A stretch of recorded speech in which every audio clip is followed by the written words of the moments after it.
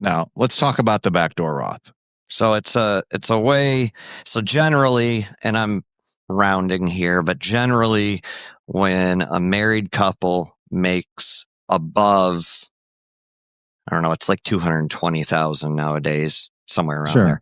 When they make above that, they're considered phased out, which means they can't put money into a Roth. Yeah. Now, these same people oftentimes are also, they can put money in a traditional IRA, pre-tax, but they're phased out of the deduction as well, which means you put the money in, but you're still paying tax on it when it goes in. So it's kind of defeats the purpose of making an IRA contribution. So there's a method, or whatever you want to call it, where you put money into the traditional IRA. You don't get any tax deduction, but then you convert it and it becomes Roth. Great. How much can you put in? 7 to 8 a year, depending on your age. Great. 7 to 8,000. 7,000 to 8,000 a year. Yep. And if you're 45 and you got, 10 or 15 years where, and you haven't saved anything. Okay. 7,000. 120,000. Is that going to get you to a retirement goal? Not alone. Not alone. Okay. I'm not going to say it's going to hurt you, but no, it's not alone. It's not going to hurt you at all. And, I'm all for tax advantaged income for sure. But let's reduce this significance when someone says they showed me how to do a backdoor Roth IRA. Like they showed you now how you're going to achieve financial freedom in 5 years. That's not going to happen. Okay. It's not going to happen. So, yeah. And the other thing too, I'm not going to go on a long rant about this, but this isn't something you should just go and do, because there is a myriad of potential tax nightmares is probably a understatement if you have free tax money in an IRA or a simple IRA.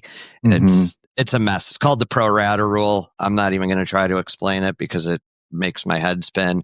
But long story short, a backdoor Roth, don't go do it on your own. You got to, we're not saying don't do it, but at least if it's something that's important to you or something we recommend, you got to talk to your advisor first. This is not a do-it-yourself thing. Yeah. Yeah. I think for the most part, whenever we make recommendations, we're trying to get people to accumulate more. If they're going to contribute to their qualified plan, whatever it is, whether it's a simple or a 401k, most of them now have Roth options in them where you can contribute a lot more than you would be doing the backdoor Roth method. Yeah, and you can do it. Roth 401ks don't have any income limits, so there's no phase out. There's no extra steps. Yeah, exactly. So we love the tax-free income. We love the Roth IRAs. A backdoor Roth would simply, like if you're 25, but how many 25-year-olds are making that kind of money where they wouldn't qualify for, to be able to put money most into a Roth IRA? 25-year-olds are, they can just do a regular Roth IRA. Exactly. So, I think the point is what's more important is setting up a strategic wealth building plan. Okay.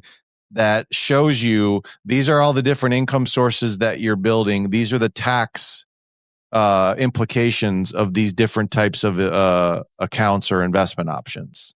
Okay. And qualified plans or IRAs are going to be one component part of that.